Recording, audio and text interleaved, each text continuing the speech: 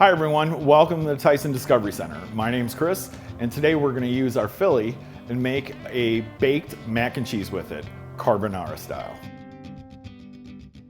First thing I do is I have some prepared Alfredo sauce. We're just going to start with that as our base. It's going to be a quick, easy, cost-effective medium to get all our flavors distributed throughout this mac and cheese. First thing we're going to do is mix in some diced caramelized onions that I have. Here we actually have some bacon that we've actually cut into matchsticks. It's going to work really well with the size of the pasta. I've got some freshly cut scallions, and some fresh herbs as well. These are tiny pickled teardrop peppers, and we want a couple of those in there too for some color and a little bit of flavor. And last but not least, we're going to take some Philly that we could either use our fully cooked product. We could actually make some beforehand and just reserve it, and that's what we're going to do right now. It's like I've made this beforehand, and I'm going to use it in a couple different applications, so it gives me a lot of versatility that way. So first things we're going to do is just get our ingredients kind of pre-stirred in there, and then we'll just dump in a little bit of our Philly. And there you go. And let's just fold this in. I don't want to overwork it. I want some chunks rolling through there. Now it looks really loose, that's okay. We're going to add this into our pasta next, or our pasta actually into this. Here I've got some fully cooked radiator style pasta, or ratatouille. It's just a different shape. What I really like about it is it has a little bit more bite and actually holds a lot of sauce.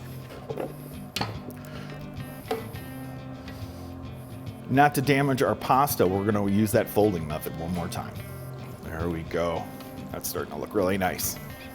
Okay, there we have our farce all mixed.